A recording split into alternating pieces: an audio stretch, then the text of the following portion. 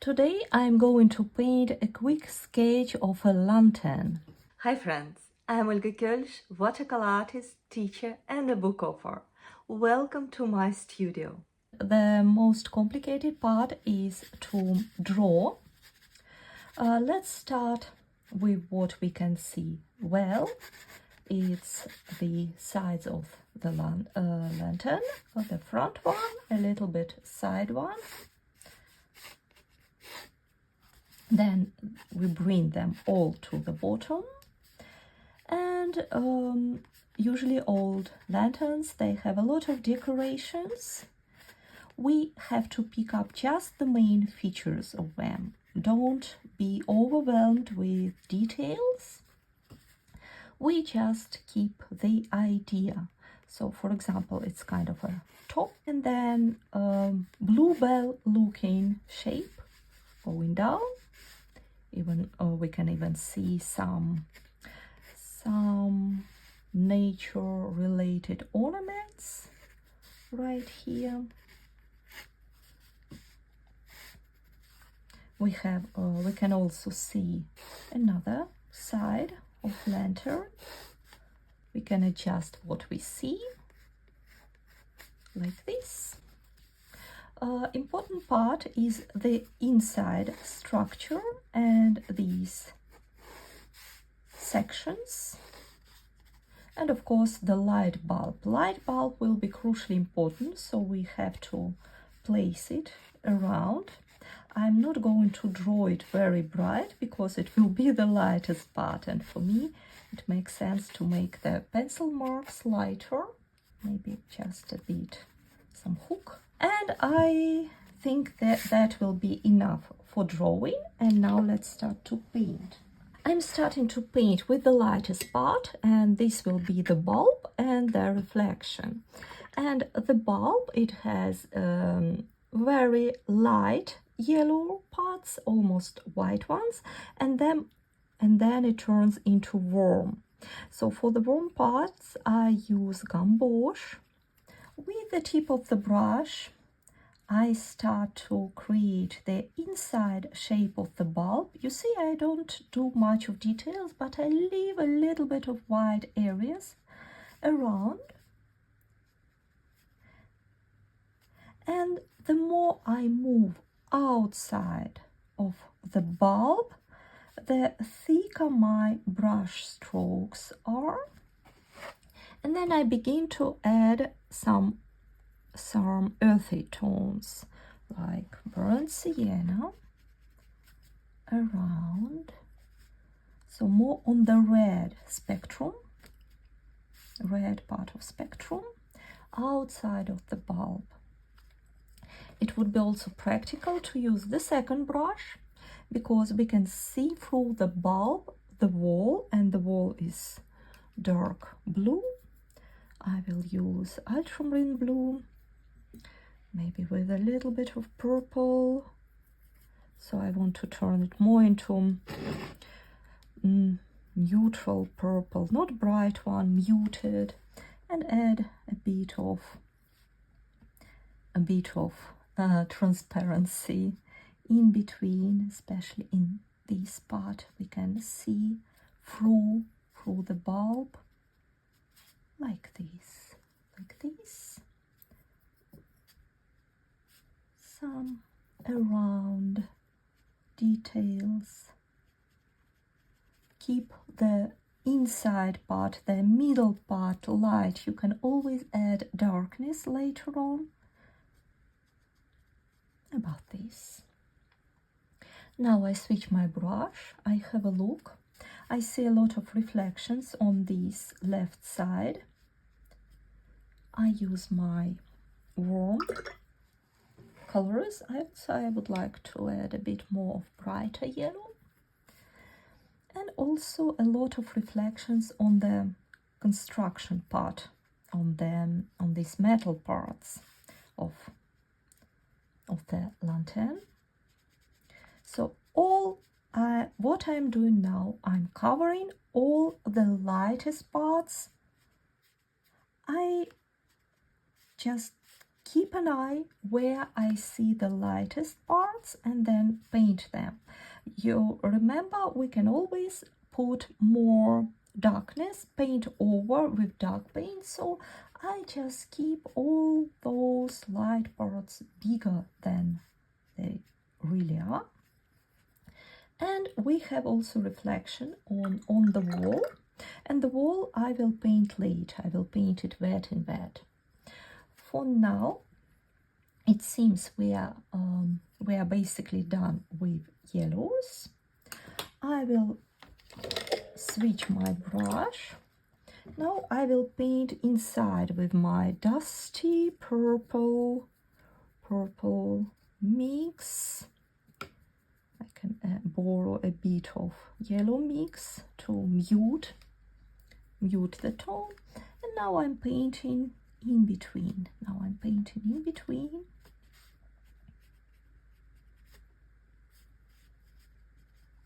Some parts more bluish. For example, this bottom part a little bit more bluish, like this. Basically, I soften everything. And now I would like to dry this completely. Now it all look a bit messy, but we are done with darker parts. Right now I would like to paint the wall. I use one of my big brushes.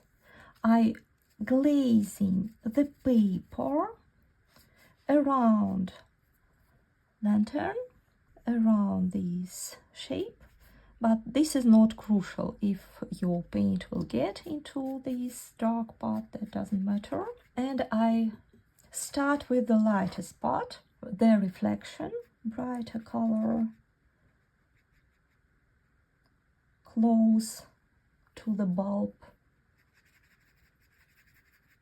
And I also see a bit of light on this side of the wall, a bit more pink, like this. And now I use one of my darkest blues I have. It's indigo. I add a bit of purple, a bit of burnt sienna. You keep it creamy. You see, not so much water in it. I lift up my sketchbook a bit and sliding my brush down, I will start to recreate the wall, to paint the wall, leaving more lighter spots on the reflection part, varying the amount of purple, more purple down, very careful around the lantern, this beautiful shape, then just sliding it down. I like these quick flat moves of my to use these flat moves of my brush. It helps to recreate the wall. The wall is a bit lighter on the right side. I wash my brush just a little bit to lighten it up, not so much. Just paint over like this. I don't want to go into details. There are some, my brush, dry it with a paper towel, and I can lift a bit of paints. And of course, then you can grab just super bold mix right from the pen and add a couple of darker brush strokes into the same mix. The quicker you do that, the more interesting feeling you will get. And now I will finish my lantern with final details. Now let's paint the frame of lantern. I will add a bit of quinacridone pink to my yellowish mix. It's not yellow anymore, but we need to get this soft brown pink paint. First of all, in this frame, we can see it's a lot of reflection coming from the outside and from the bulb itself. So I prepare that part.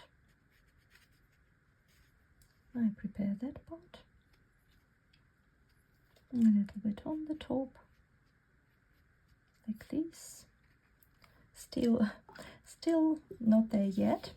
And now I create very dark mix, as I did before. It's indigo.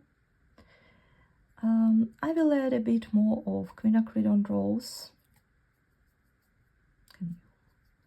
Very dark mix. Now we are painting darker spots. Now we are painting with the tip of the brush.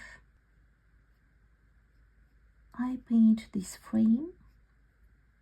Sometimes I still leave a bit of white area. When I move my brush quick, it leaves these white spots by itself, and I'm not going to correct them. It's practical to have another brush clean when you can soften some of the paints, maybe add a bit of yellow part, then paint the frame. Now you look which side of the frame is darker. It's the left one, so I paint the left part until the rib, just dark, just like this. And the right part I will quickly slide as I did before, leaving some areas untouched. It requires some practice, I would say. Probably today is not the easiest lesson, but it's a nice challenge, and I encourage you to try this out. Another part of the frame. And remember, this is a sketch. Imagine you sitting outside on the street, inspired with this lantern, and you have just a couple of minutes to paint that. So you probably wouldn't go much into details. Just creating this shape, nice shape. Now we are painting the shadows. I can dilute slightly my brush. For example, this bottom part is dark. I soften it, but it's still very dark. Some ornaments, deepening, and I use my second brush just with water to soften those harsh lines, to get more watercolory feeling, more sketchy feeling, like here. Now I want to use slightly diluted version, just same indigo mixed with a bit of everything. I paint the cup, the top part, firstly with the lighter version, basically same to the wall which we painted. I can also add more contrast inside. Now we can work more on the inside part.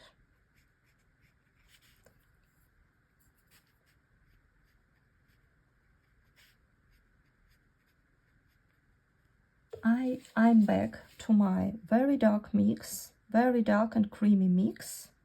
Always good to top it up. Add some other shadow, for example, a bit of purple. And then with the tip of the brush, I look at my reference. I'm not aiming to recreate all the details, but that helped me to keep up with the ornament.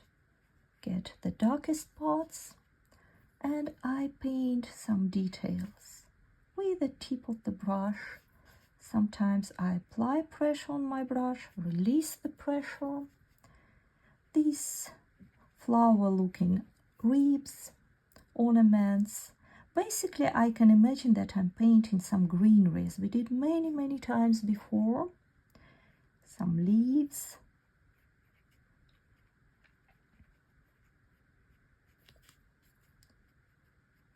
I like to use this dry brush stroke feeling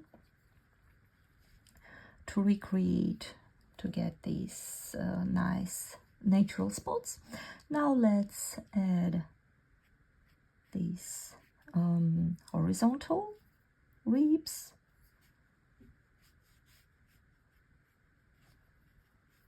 Some ornament on the top.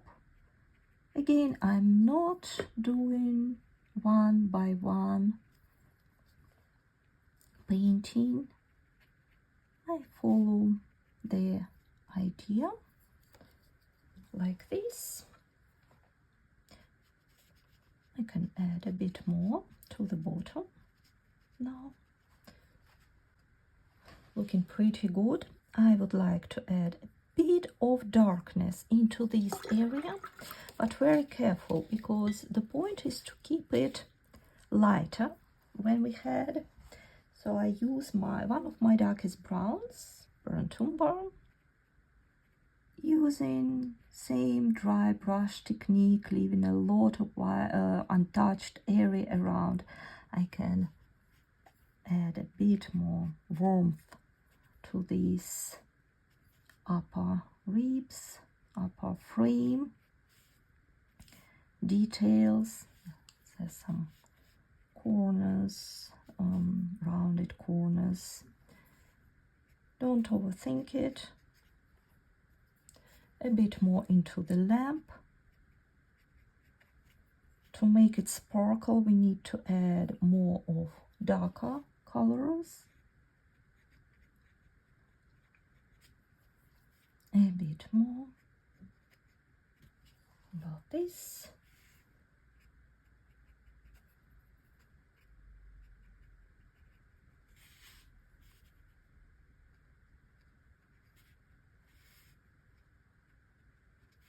Details. Last thing I can do, I can add this placement holder for the lantern. I just paint a shape around, and our sketch of a lantern is ready. Thank you so much for painting with me. I hope you enjoyed the process. I'm looking forward to know what would you like to paint next. And see you soon. Bye bye.